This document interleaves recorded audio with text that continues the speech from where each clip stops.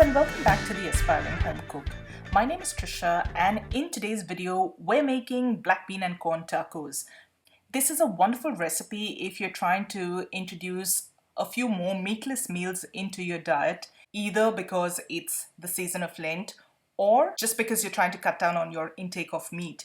Either way, this turns out so delicious, and with just a handful of ingredients, the kids are going to love it, the grown-ups are going to love it, everyone's going to love it, and you're going to be glad you have something quick and simple like this in your arsenal that you can put together. So let's head on over to the kitchen and get started with today's recipe. Now, the complete list of ingredients and written instructions are available on my website. I'll leave a link to the recipe down in the description box below. I'm going to start off with half a large onion that I'm slicing. Next, you're going to need some capsicum or some sweet peppers. I just found these at the local market last weekend and they needed to be used up, so I'm using an assortment of these little peppers. You can use regular bell peppers or capsicum if that's what you have on hand. Since these are little, I'm just going to slice them down. If you're using bell peppers, you can cut them into strips lengthways just like we did the onion, and cut them in half if they're too long. Next up, you're going to need one large clove of garlic. This is a fairly large clove, and I think that should be sufficient. If you've got slightly smaller cloves of garlic, you might want to consider using 2 cloves. And all I do is simply trim off the ends, and just using the blade of my knife, I crush them down and then chop them up really finely, or as fine as you can go. Now, to start cooking our black bean mix in a hot pan on some medium heat, I've added a little oil. And to this, I'm first going to add the onions. And we're going to stir this around a little to help the onions develop a little color and cook down. Once you see that the onions have started developing a little color, I'm going to add in the capsicum or the peppers. You don't want the onions and the capsicum to get too soft and too mushy at this stage. You just want them to develop a nice color, fry off a tiny bit. That way they still have a little bit of crunch left by the time you're done cooking everything. So we're just going to saute the onions and the capsicum for a little bit now, and we're then going to go in with our chopped garlic. Stir that around to prevent the garlic from burning, and when the garlic gets nice and fragrant, you're ready to add your spices. I'm keeping the spice mix fairly simple here. I'm not using a jarred mix. All I'm doing is adding about 1/4 teaspoon of smoked paprika, a little less than 1/2 teaspoon of ground cumin. I'm adding a touch of cayenne pepper. This is extra hot cayenne pepper because we like our food a little bit spicy. You can leave that out if you'd like. And we're going to go in with some oregano. I'm using dried oregano, just a light sprinkling. And you're going to stir everything around to help the spices coat the onions and the capsicum. Now, this next ingredient adds a beautiful flavor. I'm using some chipotle sauce. I'm using 2 tablespoons of chipotle sauce. If you don't have access to chipotle sauce, you can use any other hot sauce of your choice or a tomato puree. The flavors will change slightly, but you'll still end up with a really tasty dish. And I'm going to stir everything to mix it up well. And at this point, I'm going to go in with my black beans. This is about 1/2 cup of dried black beans that I soaked overnight and pressure cooked. It comes together in about 10 minutes or so. If you'd like me to show you how I cook my dried beans and lentils from scratch, leave me a comment and let me know, and I'll put together a video for you. They turn out so much cheaper, tastier, and healthier than the canned version. Once you've tried these, you won't want to go back to the canned version again. But if canned beans are all you have on hand, by all means, go ahead and use that. This is about, I'd say, 1 can of black beans. Now, into the pan, I've put in 1/2 cup of corn, and we're going to stir everything and mix those spices and our beans and corn really well. Now, if you find at this stage that the mix in your pan is extremely dry because you've drained out your beans thoroughly, go ahead and use some of the reserved stock if you've cooked your beans from scratch. If not, just use a little bit of water just to moisten things up in the pan. I would just cook this for about another minute or so just to let those beans and that corn heat through and absorb all the flavors from the pan. At this point, it's a good idea to check for seasoning, and if you feel the need to adjust your spice levels or salt levels, I've added a touch more of oregano because I thought the dish could use it. I've held back on adding salt to this stage because I use salt while boiling the beans, and the sauce that I've used, the chipotle sauce that I've used, also has some amount of salt in it. So hold back on adding salt till about now, and you can adjust the seasoning at this stage. Again, everything gets a good mix. And you can see that most of the liquid in the pan has been absorbed and has started drying off.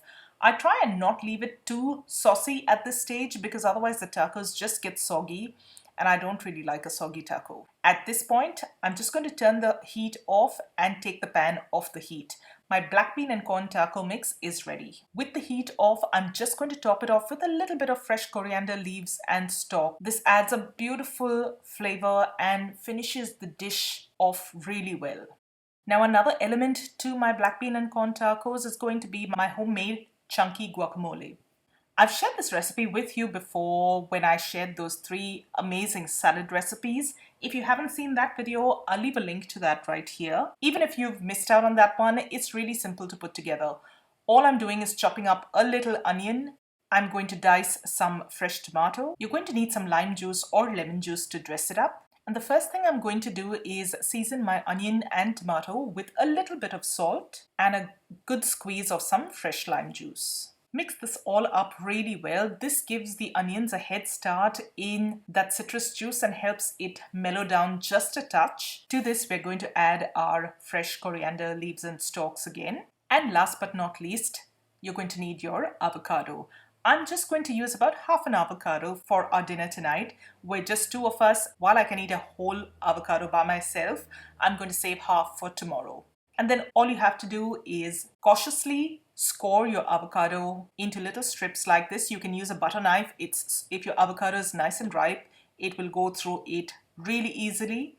And I'm going to turn that around and dice that up all in that skin itself. And now all that's left to do is just scoop out that beautiful avocado flesh and mix it up with the rest of those ingredients. At this point, check for seasoning and adjust your salt and lemon if needed. And that's it. My simple chunky guacamole is ready. We are now all set to assemble our tacos. Here's a little tip for you. To store the rest of my avocado, I leave that seed or the pit in.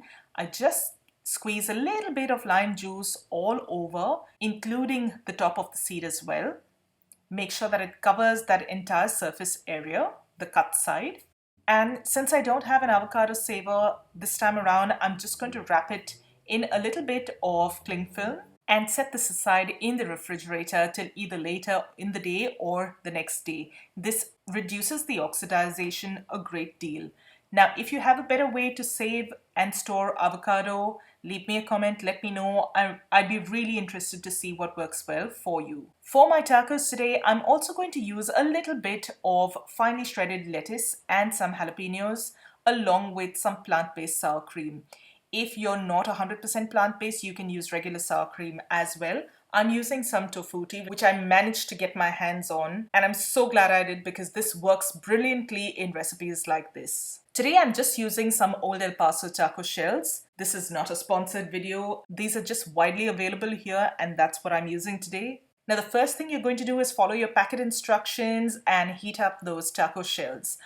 I just popped mine in my air fryer at 180 degrees for 2 minutes, and they were beautiful, warm and crispy and ready to go. And at this point, you're ready to assemble those tacos. Start off with a little bit of that black bean and corn mix that we just prepared. You can of course add all that you want or leave out what doesn't suit your fancy. I've gone ahead with a little guacamole over here. I forgot to put in the jalapenos over here. But let me tell you, those pickled jalapenos absolutely add bags of flavor to your tacos. So if you can, go ahead, add in a couple of slices, top it up with a little sour cream, and finish it off with some shredded lettuce. Another way to do this is just take all your prepped up ingredients to the dining table, set up a little indoor taco bar. Everyone can put together their tacos just the way they like it. And there you go, guys. Our beautiful black bean and corn tacos are ready to serve. I hope you enjoyed today's quick, simple and easy recipe. If you did, don't forget to give this video a thumbs up and share it with family and friends.